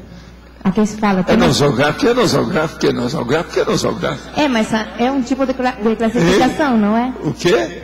É um tipo de classificação, o tema É a tematologia. Aqui, ó, presta atenção. Veja bem, ó. Tema nosográfico, tematologia. Agora, tematologia, tema central nosográfico. Mas você não está classificando um tipo de... Ou seja, está classificando... Não, ele já veio naturalmente classificado. Quer dizer, o tema é esse, é a classificação. Por exemplo, o de ontem foi homeostático. O tema era homeostático. Tomorrow, quer dizer, falando a sua linguagem, manhã vai ser um neutro. O tema central vai ser neutro. É que, por exemplo, eu colocaria, né, na minha lógica. Sempre, que eu não entendo. Mas veja. Eu teria colocado, por exemplo, o tema central neutro. Não, é nosográfico, não tem nada disso. Ela é implicada com os temas. Você já viu, não é a primeira vez que ela pergunta, mas ela estuda tudo. Você entendeu agora a situação? Não, eu continuo assim. Ainda não entendeu. Ajuda aí, ó, me ajuda aí. Professor, aqui em cima, por gentileza. Sim. Quando a gente está escrevendo a respeito de um tema, e obrigatoriamente a gente tem que falar do processo nosográfico, quais são os principais cuidados que a gente tem que ter para aquilo deslanchar e fluir numa boa? Evitar expor as pessoas dando exemplo que seja anticosmoético. Agora, você pode dar um exemplo anticosmoético desde que não coloque. Você conta o milagre, não conta o santo. Isso é uma das coisas mais sérias que tem. Que a tendência da gente é falar, ô fulano, do jeito que eu uso o Arlindo aqui, coloco ele como J. Cristo. Cobaia. É cobaia, cobaião, né? É a cobaiagem. Mas o Arlindo, você sabe, isso aqui é de casa, meu irmão, então a gente pode acabar com ele. Cobaia. É o problema, tudo é, nós somos da mesma coça nossa, você está entendendo? A situação é essa. É da mesma raiz, não é isso? Nós estamos enraizados da mesma situação, então, são milho do mesmo atilho, não é isso? Também já foi cartador. Você já viu o negócio? Pois é, aqui, milho do mesmo atilho, você sabe como é que é, né? Figura do mesmo naipe, tá certo? O problema é esse. Figura do mesmo naipe, milho do mesmo atilho. Você sabe o que é atilho, né? Então fala. O que mais? Por exemplo, se eu estou escrevendo a respeito da vontade, e o tema que eu tenho que discorrer é volichopatia, Aí, dentro desse processo, lógico, a melhor autodefesa seria a boa intenção, o estado vibracional, mas para a gente não se enrolar e não perder muito tempo com esse processo, qual é o foco, o megafoco que a gente tem que ter para passar pelo tema, discorrer o tema? O problema é você pegar na psiquiatria, por exemplo, todos os casos de alteração da vontade. Tudo que tem transtorno da vontade. Os processos de humor tem muita coisa disso. Entendeu? Problema de relacionamento, companhia, convívio. Então é por aí que você tem que entrar. E examinar e dar alguns exemplos disso, né? Sobre o assunto, como é que é, por quê. Então é a vontade distorcida, patológica, alterada. É a voliciopatia. Agora, é muito psicopata com a vontade alterada. Tem gente que não gosta de melhorar. Ele se sente bem dentro daquela condição patológica. Você está entendendo? Olha as pessoas que se medicam o tempo todo. Tem vários nomes para isso. Aquela que tem mania de doença. Pois é. Pensa bem. E quanto à questão do estado de ânimo da pessoa? De quê? O estado de ânimo. O ânimo fino. Pois é, mas isso aí é o problema. Quando ela está entregue às baratas, ela não quer levantar nada, pensa em suicídio, essa coisa toda, tudo é problema de vontade. Porque no caso aí da voliciopatia em si, ela é muito abrangente. Só da gente pegar nos temas... É porque você está mexendo na base que invade tudo da vida de uma consciência. A vontade é a maior força que ela tem. O maior poder é a vontade. Então isso aí é problemático. Tem que estudar muito. Voliciopatia é universão, é o cosmos. Então aqui para esse nosso lado aqui da Via Láctea, para esse nosso lado aqui particular, esse bairro aqui da Terra, ele é um problemático. Ele é dominado pela voliciopatia. É você que queria falar agora? Então, falando da genética e paragenética, no teu caso, pelo que eu deduzo, prevalece a paragenética, mas ela atua como superando a genética. No caso, por exemplo, regeneração é uma dessas coisas que atuou para... Atuou porque eu consegui sobreviver, né? Esses vários percalços, essas vicissitudes, acidente, doença grave, isso e aquilo. Então, isso aí me ajudou. Agora, até que ponto que poderia ajudar ou não? Você tem que lembrar que meu irmão em pouco tempo foi embora, morreu cedo. 20 e poucos anos. Meu irmão, logo abaixo de mim, 4 anos de diferença. Mas assim... Outra coisa, os médicos que falaram que eu ia durar pouco, quando eu estava com 28 anos, a maioria já dessomou. Eu não carreguei o caixão de ninguém e nem julguei a última pá de cal em ninguém, porque eu não estava vivendo com eles. Mas muitos deles já morreram. Eu fiquei sabendo agora, porque eu estou estudando o negócio do jubileu para ver quem é que dos meus colegas que estão vivos. Nós temos 47. Se tiver vivo, deve ser só uns 20. Então, esse ano vai ter o primeiro jubileu da primeira turma da faculdade. Eu sou da segunda. Então, vamos ver se vai ter. A Selma, que esteve aqui, vai examinar isso esse ano, para ver se vai ocorrer, para ver se vai ter o ano que vem. Se tiver o ano que vem, nós vamos lá, porque a turma aqui de Foz me pediu para ir. Então nós vamos. Esse aí até que eu queria ver quem é que sobrou, os últimos dos moicanos da minha turma. A nossa turma era 47 só. E tinha só uma mulher, ela está viva. E outra coisa, essa é fora de série. Ela chama Vânia Lopes Cansado. Ela teve paralisia infantil, anda de muleta e é psiquiatra. Essa é fora de série. A Vânia é minha amiga de muito tempo, bem antes dessas coisas todas lá, que é lá de Uberaba. Então, mas essa atuação, por exemplo, quando se teve um infarto, e no caso do acidente, a gente pode dizer que houve superação da paragenética em relação à genética? Eu penso que houve alguma coisa. O meu processo de acidente, por exemplo, aquilo lá foi, né, ficou claro. Mas antes disso, por exemplo, o problema da minha infância, aí logo que eu nasci, aquela coisa toda, eu sobreviver, muita gente não dá valor nenhum para isso, que eu não ia aguentar a barra, a cabeça tudo rachada aqui, tudo, não é que fica, logo que eu nasci. E outra coisa, a miséria era muito grande, né? 1932, no interior de Minas, lá não tinha médico, não tinha nada disso não. Tudo na base de, sabe, os interessados. A pessoa que sabia isso ou aquilo, parteira, etc. Mas assim mesmo você cuida bastante da saúde, que pode ter um Eu problema. cuido de propósito, né? Porque senão não dá. Porque mexendo com a energia do jeito que eu mexo, se eu não cuidar da saúde, eu estou perdido aí. Dá um troço qualquer aí. Dá um curto-circuito igual aquele que deu aqui outro dia, né? Quer dizer, pode ter problema assim mesmo. Né? É. Já pensou um curto-circuito daquele, né? Daqui, né? Em alguma coisa? Pode falar. Professor, gostaria de saber como é que faz quando a gente reconhece algumas inseguranças pessoais para a gente não tornar essas inseguranças um foco de vulnerabilidade. Olha, o problema é a pessoa ver o que é e como é que ela combate, né? A primeira coisa tem que identificar o que você está chamando de insegurança da pessoa.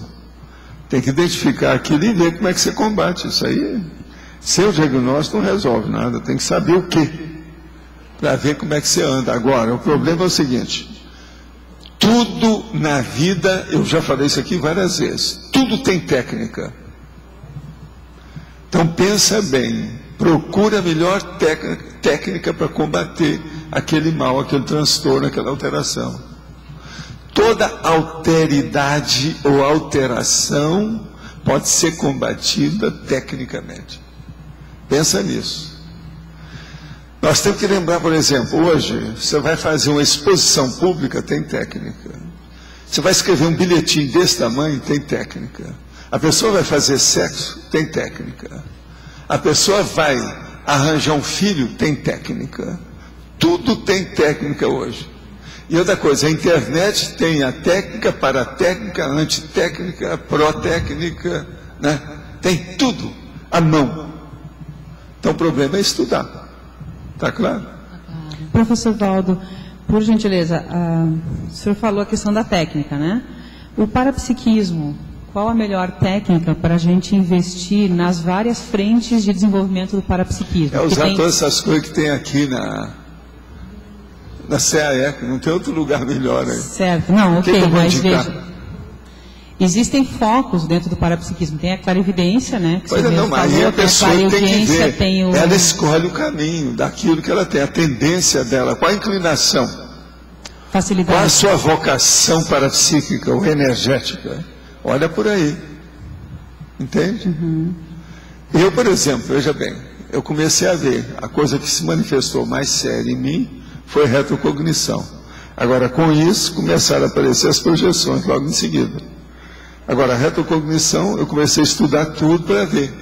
Que isso envolve historiografia, envolve o passado, envolve uma opção de coisa. Com o passar do tempo, eu cheguei nos fenômenos todos para ver como é que era. Foi aí que eu localizei, que a projeção era mais importante. Mas não adianta, você não vai fazer projeção para fazer turismo. Você vai para ampliar o seu processo evolutivo. O que a projeção pode trazer para enriquecer a gente de um ponto de vista de você superar suas deficiências, suas mazelas, seus trapalhos. Aí é que eu parti para a conscienciologia. Uhum. Então você tem que ver a mesma coisa, como é que é, qual o caminho, aonde vai. Ir pelo facilitador, então, que a gente tem mais facilidade. Agora veja, eu menino não sabia nada dos negócios dos eflúvios, dos fluidos, que é a energia que nós chamamos aqui. Com o passar do tempo eu vi que isso aí era a alavanca básica, era a ferramenta de mão de toda hora, de todo momento, em qualquer lugar. Aí eu comecei a mexer. Foi aí que eu recobrei o estado vibracional, que eu já conhecia de outras vidas, e comecei a estudar para falar sobre isso. O senhor já conhecia o estado vibracional de outras vidas? Pode. Eu já fazia projeção, já conhecia o estado vibracional, essa coisa toda. Uhum. Agora, entre os macetes que eu fiz para eu lembrar das coisas, tinha isso tudo aí. Dos 214 anos, toda vez que eu olhava as coisas, eu falava assim, eu preciso lembrar disso quando eu tiver um corpo. Então eu comecei a estudar demais antes de ressomar, baseado nisso. Uma das coisas era o estado vibracional. Agora, outra coisa é saber o problema da retrocognição. Agora, o que pegou mais em mim foi a retrocognição. O primeiro salto, então, foi através da retrocognição que fez o link com o estado vibracional. Projeção, energia consciencial, entende? A coisa foi caminhando. Uhum. Segundo aspecto, o senhor mencionou agora há pouco, na resposta de uma colega, sobre o fato de que normalmente nós não temos a tendência a nascer na mesma árvore genealógica. Isso chama a Seriex dentro da consanguinidade, a mesma árvore genealógica. Então, é uma árvore só que você foi em vários galhos simultaneamente. Isso nem sempre, o povo pensa que isso é muito comum, não é tanto assim não.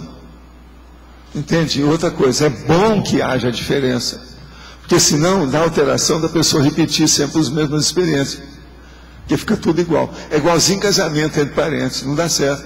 Sempre vai dar uma teratologia na frente. Então, nesse caso aí é a mesma coisa. E o caso do seu irmão? Você tem um motivo específico dele ter mantido? O motivo dele é que ele não conseguiu, ele não tinha macrosoma. Eu tinha. O meu macrosoma permitiu que eu escapasse do parto laborioso da minha mãe. Ele não. Ele começou a ter epilepsia desde que nasceu. Isso aí piorou tudo. Agora veja, eu vim em primeiro lugar. Quem devia estar pior seria eu. Olha só, tudo paradoxal. Eu é que devia ter entrado, porque eu, o primeiro era o pior, tirado a fósforo. Já o meu irmão não, 4 anos depois, a minha irmã já tinha dado à luz, etc. tal. Já era o terceiro parto dela. Mas só 4 anos de diferença, um pouco. Agora, antes não, foram 12 anos de diferença. E outra coisa, ela não tinha vida sexual, não tinha nada, que ela não estava morando com meu pai. Então a fábrica estava totalmente cheia de teia de aranha, fechada. Estava, né, uma tapera, como eles dizem, ruínas. Aí eu entro lá, de qualquer maneira. Entendeu o que é que eu estou falando? Fábrica é isso aí. Vamos ver se vocês me entendem. A situação é essa. Agora aqui outra pergunta. Tenho 35 anos, meu irmão tem 24 anos, já retirou a vesícula, além de uma leve cardiopatia, hérnia de hiato, problemas renais leves e tendência à obesidade. Eu não possuo isso. A minha paragenética ajudou a situação de eu não possuir esse processo? É um caso da gente pesquisar. Seria a paragenética do meu irmão a causadora disso? É outro caso para pesquisar. Minha mãe apenas possui pressão elevada e diabetes leve. Se de ver o caso do seu irmão. Outra coisa, se de ver também como é que foi a gestação da sua mãe a respeito do seu irmão. E a diferença que houve com isso. Isso aí tudo teria que estudar. Você está entendendo a lógica do que eu estou falando? É bem claro isso aí. Através de autopesquisa, eu identifiquei a vaidade como meu mega trafar. Gostaria de saber do senhor como você lida com essa questão e qual a melhor maneira de uma pessoa começar a abordar e superar esse traço. Olha, vaidade, quando ela funciona muito forte, todo mundo vê e aquilo fica óbvio, porque um pouco de vaidade todo mundo tem, que é o processo do orgulho da pessoa que faz alguma coisa. Isso aí praticamente quase que dentro da humanidade atual está uma espécie de praga, né? Maria vai com as outras, está por todo lado, tudo igual. Agora, o problema, então, se a sua vaidade, se você está achando que é um traço, deve ser uma coisa de fechar o comércio. A gente precisa de saber como é que é a vaidade, como é que você estudou. Agora, ó, junto com isso, eu lembraria você para estudar 2 coisas.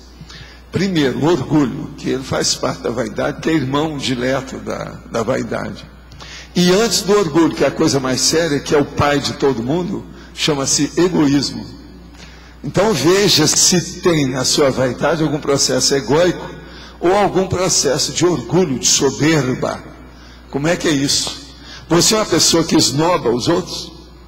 Tem que examinar essas coisas assim e ver. Então a sua vaidade, se ela é o mega trafar, deve ser uma coisa... Por exemplo, se é artista que tem um egão maior do que o bairro que ele vive, não é isso?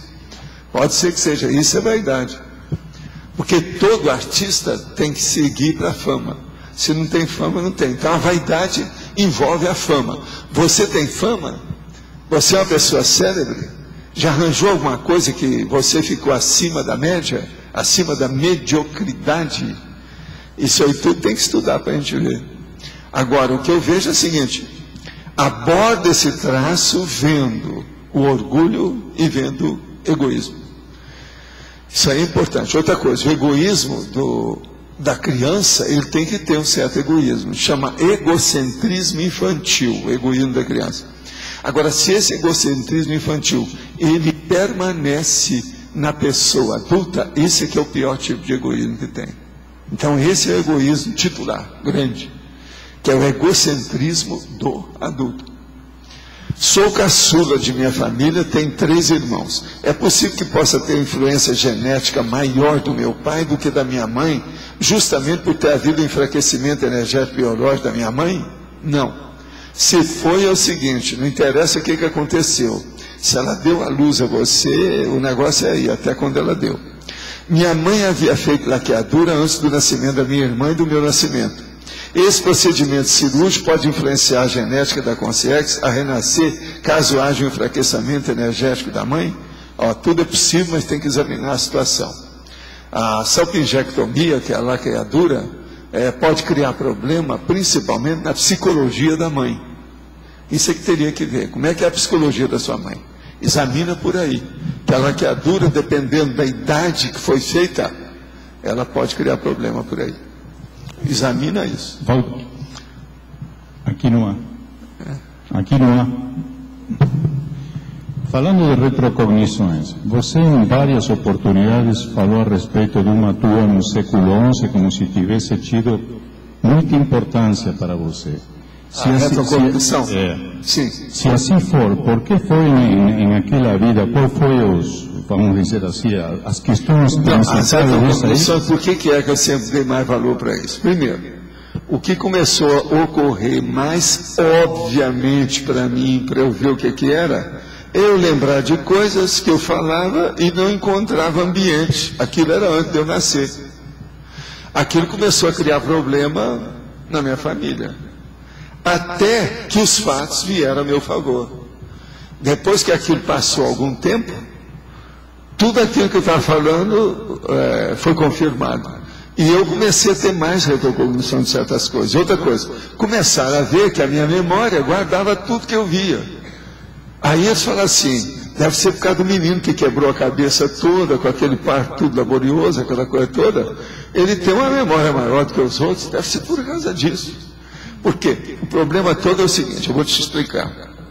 Eu comecei falando, primeiro com a minha mãe, virei para ela, isso mais ou menos 3 anos, 1935. Em 1935 houve uma virada na minha vida, quando eu fiz 3 anos. O meu pai mudou de casa, eu tive mais liberdade de brincar nos lugares, tinha mais coisa, comecei a mexer com muita coisa. Foi aí que a minha mãe viu que eu tinha interesse, começou a licionar para mim, eu comecei a aprender a ler, escrever, aquela coisa toda. Mas agora, o que se passa? Eu viro para minha mãe e falo assim, mamãe, a senhora e o papai não moravam junto. E falei para ela, isso era uma coisa para mim, eu não gostava disso, porque eu não podia nascer sem aquilo. Aí eu comecei a falar para aquilo, a minha mãe falou assim, isso é coisa de menino, né? Ela está acostumada com criança, está cheia de fantasia, besteira. Mas aí, acontecia uma coisa, eu insistia, até que eu expliquei para ela, se eu não tivesse dado um jeito de ajudar vocês a se juntar, eu não teria nascido. Aí a minha mãe falou assim, mas quem é que te falou isso? Aí o negócio começou a crescer. Está entendendo? Aí eu falei assim, pois é, tinha até aquela casa, comecei a mostrar uma casa com as árvores que havia. Eu falei assim, eu não sei o que é isso. E aquilo ficou. Agora, passa alguns meses depois que eu falei aquilo, nós vamos no lugar, e eu vivo, fico toda alegre, começo a pular e falar para minha mãe, foi aqui que era a casa, cadê a casa que estava aqui, o que é que vocês fizeram com ela? A minha mãe falou, bolas, o menino está certo, era a casa do Tura, com os negócios todos, como é que ele viu isso? Isso é antes da vinda dele, da vinda dele. Aí começou a confirmar tudo. Ela então começou a fazer a revisita de tudo que eu falava para ela desde a primeira vez. E ela começou a confirmar tudo. Aí teve o caso do meu pai com o negócio do assédio dele, que eu falei quem era, o negócio fora do corpo. Já tinha confirmado o negócio da retrocognição. Aquilo me deu muita força. A minha mãe começou a dar valor para mim. Não acharam que eu estava doido, porque no início eles falaram, esse menino está doido. Ele fala alguma coisa, coitado, que é por causa do negócio do parto dele, né? Rachou a cabeça, ele chorou 11 meses, é normal que ele esteja assim. Agora, com o passar do tempo, ela viu que foi o contrário. aquilo fez com que eu amadurecesse antes, precocemente, de modo prematuro. Então isso me ajudou muito. Agora outra coisa, isso foi a fase inicial da minha vida, mas mais tarde o problema era muito sério. Na hora que a vida começou a fazer pressão em cima de mim de uma porção de coisa, que eu então chegava e tinha retrocognição, sem mais nem menos. O caso do meu irmão, por exemplo, que eu já contei, que eu vi o negócio de muitos milênios lá, o negócio, que ele estava no lugar e eu lá com ele. Então eu tinha que ter muita paciência com ele, porque o negócio vendeu daquela época. Agora, depois disso, eu comecei a ver certos negócios, por exemplo, em outros lugares. Eu começava a ver e via a vida anterior que eu tinha com aquele povo. E por que é que eu tinha que ajudar? Agora, isso veio na minha vida inteira assim. Eu já estava com 40 anos, no Rio de Janeiro, quando eu vi numa das minhas empresas um dia, todo mundo mudou. E eu vi quem eles eram na vida anterior, anterior assim, de algum século, né? 4, 5, 7, mas no Brasil, e com português. E o povo tudo lá estava cheio de português no meio. Agora, eu vi os personagens, tinha 9 personagens que eu identifiquei todo mundo. E outra coisa, não pude falar com ninguém. Porque ninguém estava a par de nada. Se eu falasse, vocês iam achar que eu estava doido. Agora, veja, isso tudo me ajudou demais o tempo todo. Você está entendendo como é que é? Agora, qual foi um fato marcante que você fala tanto do século XI para você? Do século XI foi o seguinte, aquilo eu comecei a ter as lembranças que tinha relação com o processo da monja, que é essa serenona. E foi aí que a gente começou a pensar que esse negócio da Terra tinha que fazer uma coisa grande. Eu tive ideia disso. Aí fui falar com outros, fora do corpo. Isso é quando eu estava na intervenção, que eu lembrava disso. Agora então, eu fui falar com você, eu falei, não, existe um plano, isso aí acontece. Todo o planeta, quando chega num determinado ponto, aquilo muda. A Terra está chegando nisso. Deve ser agora para esses próximos séculos. Agora, o próximo século, isso foi 1100. Agora, você veja bem, isso só começou no século XIX. Demorou praticamente 8 anos, esse negócio. 8 séculos, 800 anos. Você está entendendo a situação? Agora, isso aí me ajudou muito a ver. Foi por isso que eu fiz o livro Homo Sapiens Reurbanizados e tal, para mostrar alguma coisa nesse sentido, que é a reurbanização, né? Que é a base do processo aqui de mudança da Terra atualmente. Que isso ainda vai render muito, isso não é para agora, ainda vai demorar muito. Mas, por exemplo, esse próximo milênio já vai ser diferente do anterior. E a base do Pacífico qual foi? O Pacífico é porque entre as com os réus o que tem mais é belicista. Você vê lógica nisso, não? Vê? Você é do ramo, você sabe como é que é. A gente, é sério isso aí. Professor, pode falar. O senhor mencionou agora que o senhor estudou, pouco para mim, né? O senhor estudou e preparou a questão da retrocognição lá na intermissão. Então já era uma área que o senhor estava... Deixa eu te explicar como é que é. A gente está fazendo assistência. Isso 214 anos. Eu tinha lucidez. Eu era espírito domiciliar, doméstico. É aquilo que na época do Sócrates chamava de espírito lar, que eram os deuses do espírito lar. Eu era isso, consciente dessa história. Agora, nesses 214 anos, eu já tinha lucidez. Eu estava sabendo o que era.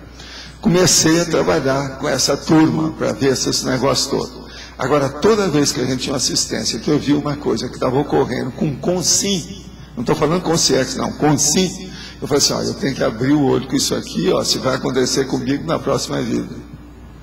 Então, com isso, eu fiz uma espécie de dossiê que vocês também fizeram. Não fizeram esse tanto de tempo, mas muitos de vocês examinaram. Por exemplo, essa turma que está aqui hoje, ó, urubu observando a gente fora do corpo, eles estão observando a gente. Eles estão vendo isso. Então chegaram aí perto do Arlindo e falaram assim, não, isso que o Arlindo fez eu não quero fazer. Preciso evitar o que o Arlindo fez. Agora vai chegar perto da Rosa e fala, não, a Rosa acertou nisso. Eu preciso imitar o que a Rosa fez. E por aí vai. Você está entendendo como é que é essa condição? Isso nós todos fizemos. Agora eu fiz isso acumulando a opção de experiência. Por isso que eu cheguei, evitei a arte, esse negócio todo para ficar, evitei a política, evitei o processo de Hollywood. O que eu recusei, tem uma dúzia de coisas que eu recusei, tudo por quê? Foi dos estudos lá do negócio, eu já vim vacinado. Então é essa aproximação que nos ajuda, dessas consciex, por exemplo, que estão aqui, nos ajudam a fixar. Ajuda todo mundo, ajuda, uns ajudam os outros. O convívio é a coisa que mais ajuda a consciência na evolução, é o convívio. Cada exemplo. Agora, aonde o senhor ia, aonde o senhor se fixava, quais eram as consciências intrafísicas, se é que existiram? Era pegar você que estava lá naquele espinhadeiro, levar você, tirar dali, levar lá para o Pombal, fazer umas coisas lá, etc. Tal, leva para o laboratório, vem o doutor fulano, examina tal. Está entendendo? É isso. É o jeito. Então, a porção de condições. Agora, veja, a gente tentava fazer assistência. Agora, você veja, nesse período, examina bem. Antes disso, bem antes, teve um negócio do Swedenborg que eu já tinha consciência dessa história. Porque o negócio de fenômeno, sempre eu fui envolvido com isso desde a época dos egípcios. Entende? Agora, o que se passa? Eu mexi com Balzac, que era nessa ocasião, com Allan Kardec, os processos da própria Blavatsky que a gente tentou entrar, tem a turma da metapsíquica, tudo isso eu entrei. Mas agora, sempre assim, figura apagada, low profile, entendeu? Em Allan Kardec foi que eu apareci mais, porque não tinha jeito de vir das sessões que haviam, que lá tinha que segurar, porque senão a coisa ia piorar, ia que eles não iam fazer nada. Então eu acabei me manifestando. Foi aí que apareceu mais, não, o negócio ali, ó. Mas isso não dava certo, e aí? Como é que não dava o quê? Não dava certo. Pois então, você vê como é que era uma droga. Agora veja, na época dos egípcios era pior. Na época de Swedenborg era pior ainda. A coisa foi melhorando. Com o espiritismo foi um dos melhores que teve. Ainda deu resultado. Mas, por exemplo, junto com o espiritismo teve a Blavatsky, não deu certo. Ela tirou os fenômenos todos da filosofia. Para ficar só ela como médico, fumando charuto. Mas como é que vocês ficam lá no extrafísico e vendo a coisa quase dar como é que o povo tem tentado te ajudar de todo jeito e você não aceita? Até hoje. Olha você. Qualquer coisa, se tiver dificuldade, examina o Arlindo. Não, mas tudo bem, mas... Não é? Examina o Arlindo. Pois é, mas peraí, mas como é que aguenta fazer isso? A gente tem que insistir, tem que ter paciência. Eu sou da família do Jó. Vocês também. Do Parajó, né? Senão vocês não estavam aqui. Senão vocês não estariam aqui. Professor. Se nós não tivermos paciência, esse negócio não dura 5 minutos a gente junto. O negócio vai ser instantâneo, uma debacle instantânea, entendeu? Eu queria saber o seguinte, já fala sempre das consciências que estão aqui, né, participando junto conosco. Como é que elas trabalham, como é que elas fazem, vamos dizer assim, para mexer na nossa memória? Porque você está falando, entendeu? Bem determinado. O problema é tudo, é paracérebro, elas pegam nisso quando precisam, mas não é isso. Ela chega aqui e urubu-servam todo mundo, como é que são? Vocês são cobaias para todo mundo, nós somos cobaia para elas. Mas elas não interferem nos nossos pensamentos, não? Nem sei. Quando vai interferir, é para a boca que está aqui, porque senão teria sede nisso aqui toda hora. Não, mas assim, vamos dizer assim, uma lembrança, vamos supor que eu posso fazer. Às vezes ela é sua amiga, acabou de encontrar você, ela quer ver o que é, vai seguir com você para sua casa. Às vezes vai ver seu cachorrinho, vai ajudar, vai dar uma inspiração. Mas já você tem relação com ela, então? Às vezes. Ninguém está se encontrando a primeira vez. Parte desse princípio que é o melhor, é o mais correto, para a gente entender como é que é a vida. Inclusive elas. Professor, o senhor mencionou agora que todo o planeta, quando chega um momento, muda. Né? Nós já trouxemos um verbete sobre isso. O senhor já participou de alterações em outros planetas? São as medidas interplanetárias. O que você quer? Tem um verbete. Eu queria saber se o senhor já atuou em outros planetas da mesma forma. Nós todos viemos de outro planeta. Ninguém nasceu aqui, essa turma toda. Vocês são muito erados, elders. Tudo o planeta é novo esse aqui. Nós viemos de coisa mais antiga. Agora viemos assim, né? Aos pedaços, né? Estamos agora juntando os pedaços. Bom, vai ficar melhor. E quando você fala do reorganizador, eu já vi você comentando que ele preparou a vida dele, essa existência, 900 anos. Bate exatamente com os 1100. Eu vou te confessar uma coisa. Quando eu comecei a ver o reorganizador, e fui lá na Alemanha várias vezes, etc., na Suíça, lá perto da fronteira, fora do corpo, eu comecei a pensar nele. A hora que eu via lá, era energia demais. Aquilo fazia eu ter as minhas retrocognições extrafísicas de uma maneira absurda. Foi das maiores que eu já tive. Foi quando eu estava mexendo no olo pensene dele, ele aí junto. Agora, o que se passa? Ali eu vi que em 1100, ele já estava preparando aquilo tudo. E eu tive assim, eu vi o galo cantar, mas não sabia onde. Você está entendendo como é que é? Cheirei lá, focinhei o negócio, mas não sabia o que. Você está entendendo? Agora, lá, ele ficava dentro do estrado, coitado, aquele negócio era terrível. Agora, eu sinto as energias do povo dele.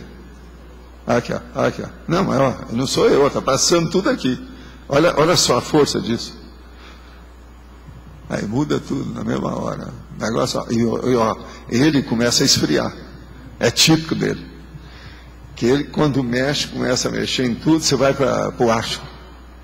Dá ectoplasmia, dá tudo, o negócio dele. Agora, eu não sei onde é que ele está atualmente, não sei como é que são as coisas. Agora, a turma dele, de vez em quando, aparece um ou outro aqui. Aparece gente boa, séria, etc. Não, esses que aparecem não são, não. É tudo gente da equipe dele aí, etc., que a gente já conhece e tal. É a turma que eu saía do corpo para ir, para fazer a reorganização, aquele negócio. Então, eu virava uma pilha, chegava lá e descarregava na hora. Enchia de novo, chegava lá e descarregava na hora. Aquele negócio todo para melhorar a energia no ambiente todo. Agora, tudo energia tipo ectoplasma, para ver se melhorava o ambiente, coisa mesmo de bicho, de animal. Eu trabalhei nisso demais. Principalmente na década de 70. Isso foi muito. Eu e um monte de gente que eu conheço por aí. Inclusive consciência. Você estava falando. É aqui na frente, professor. Aqui. Qual localidade na Suíça? Qual fronteira? Ele é o seguinte: ele morava numa cidade interior, você está entendendo? Na Alemanha, perto da fronteira com a Suíça. Você está entendendo? Agora, o que se passa? É um lugar que tem muito verde e tinha uma mulher de cabelo branco que parecia que era a tia dele que tomava conta dele. A casa dele tinha 2 pavimentos, tipo alemão mesmo, daquelas, e ele ficava no andar de cima, dentro de uma sala grande, com estrado em cima de um etagé. Você sabe o que é etagé? Aquele móvel. Então ele ficava lá. Agora, ela gostava demais das flores da área. Agora, aquelas flores na Alemanha é muito comum. A gente sabia que era da área. Eu fui ver depois. Na ocasião, minha mulher, que era de base também alemã, sabia dessa história toda, a situação toda, conhecia as flores, o negócio todo. E eu vi aquilo. E essa tia gostava de deixar certas janelas que estavam longe dele abertas, de um lado para o outro. Então corria o vento, passava de um lado para o outro. E as flores também afastadas um pouco dele.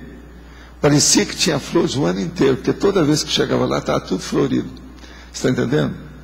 E ele lá dentro daquele estrado. Agora, ele era feíssimo, esquisitíssimo, dava até assim uma certa repugnância de você ver. Ele tinha a cabeça grandona, você está entendendo? O olho assim, mais alto que o outro, para um lado, aqui, ó, do lado direito. Aquele negócio tudo alterado, e o corpo tudo estropiado. Que época ele viveu lá? Ele viveu mais ou menos uns 32 anos. Eu sabia que ele ia morrer mais cedo, pela situação toda. Mas deve ter vivido mais ou menos 32 e alguns meses. Mas ele já morreu já há algum tempo. Data? Não, isso aí eu já não falo, deixa para lá, porque cria problema aí com os outros. Entende? Ele já morreu já faz algum tempo. Agora, o caso é o seguinte, o ambiente dele lá é muito bom. Eu sabia, eu poderia ir lá fisicamente, mas eu não recebi nenhuma inspiração de fazer isso. Outra coisa, nós passamos de trem numa viagem que eu fiz, que eu levei uns amigos nossos aí do Instituto, com as coisas todas, nós passamos lá perto. Você está entendendo? Mas eu não quis também mexer nisso, não.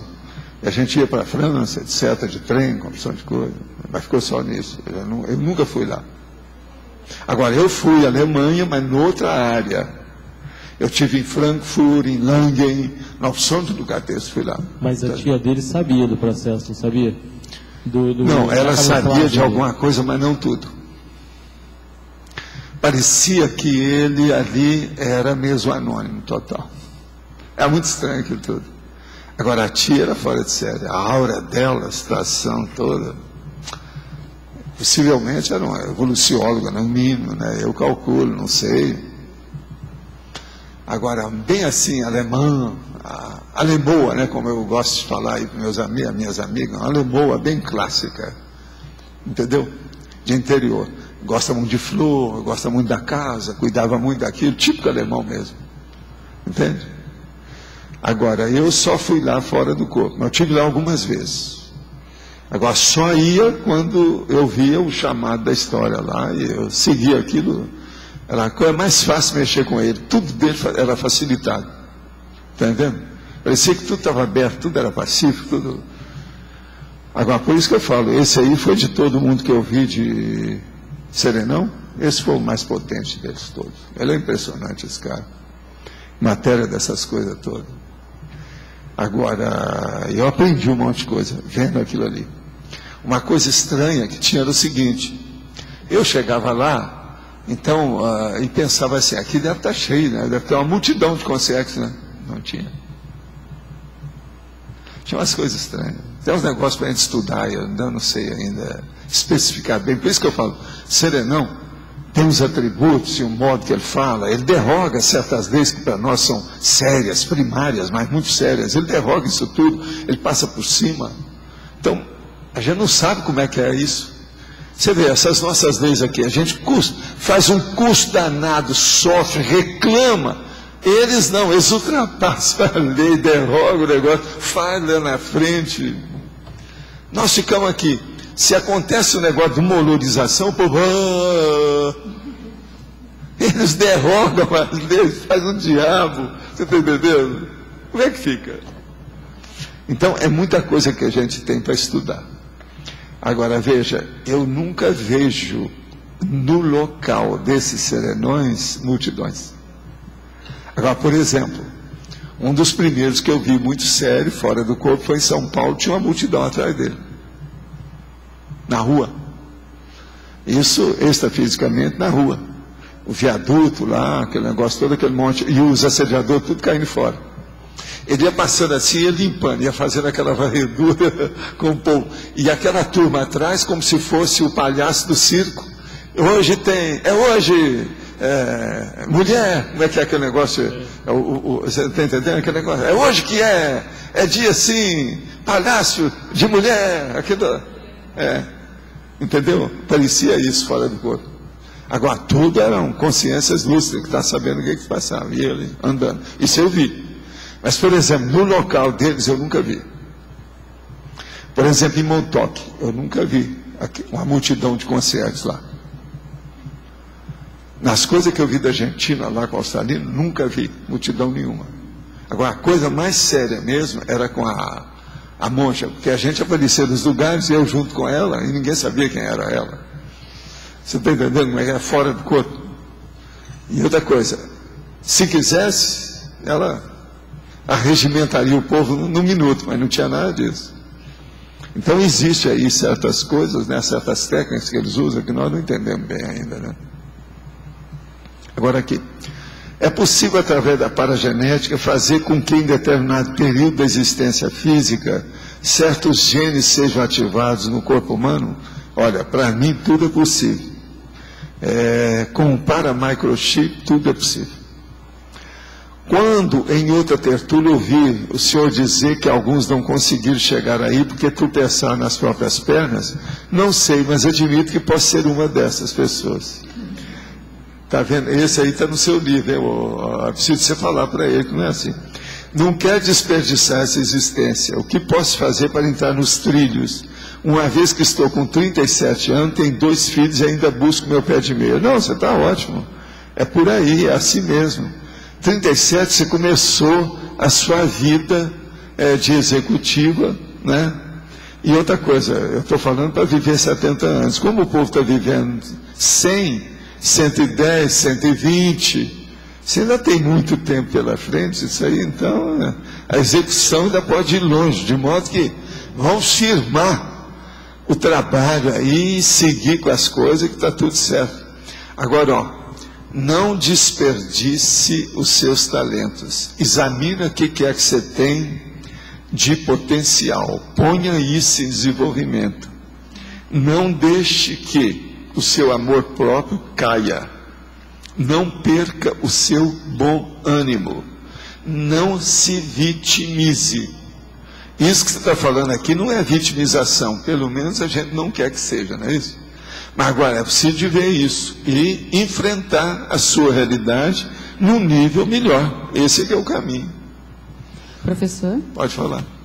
Você falou um pouquinho da questão dos resgates extrafísicos, né? Eu Como é que é? Eu gostaria de entender mais os resgates extrafísicos. Como é que eles são feitos? Se existe uma mobilização de equipe, se existe um perfil adequado para quem vai fazer o resgate, em que ambientes, como é que acontece? Resgate é o seguinte, resgate extrafísico é sempre amparador que dirige, nunca é consim. A consim, ela fornece o sangue, ela é doadora de sangue. Você está entendendo? Da energia, de ectoplasmia, dessa coisa toda. E ela, às vezes, é que tem mais rapport para entrar em contato com as consciências resgatáveis. Então, o problema todo, quem orienta isso é consciência. Isso é que tem que ver. Agora, lembrar que a consciência, nesse caso, ela é sempre uma mini peça dentro de um maxi mecanismo interassistencial grande, que ela nem sabe o tamanho que é. Isso é que é a coisa realista, correta, daquilo que existe mesmo, no duro mesmo, é assim. Eu nunca vi resgate feito apenas por... Quando existe isso, é porque tem assediador que está levando a pessoa que não é resgate. São essas coisas que fazem despachos e outras coisas mais. Isso tudo é crosta a crosta e baratrosférico. Agora, resgate, para depois levar a consciência para lugar de assistência numa comunex avançada, cosmoética, isso é só comparador. É gente técnica que mexe com isso. A gente é instrumento, é uma alavanca, é uma ferramenta na mão deles. Isso acontece em desastres naturais ou em situações assim? Não, acontece quando você está fazendo assistência e aquela assistência às vezes exige que haja o resgate de certas personalidades. Então a coisa aí muda de figura. Você entende? Quando exige. São os próprios trabalhos seus dentro daquele maxi mecanismo. Não é você que, entendeu, encaminhou ou desencadeou ou fez a coisa, não. Você está ali dentro de uma máquina, de um arcabouço, de um mecanismo. É uma coisa mais ampla, entende? Isso é que é. Olha, eu vou passar para você que, pelo meu cálculo aqui, está no horário, tá certo? Obrigada. As pontuações da tertúlia de hoje foram 12 votos, 12 perguntas respondidas online, 24 perguntas presenciais, 62 assinaturas no livro de presença e 14 praticantes da técnica de Invexis. Hoje não temos recados e o verbete para amanhã é tema neutro. Então, boa tarde, obrigada, até amanhã.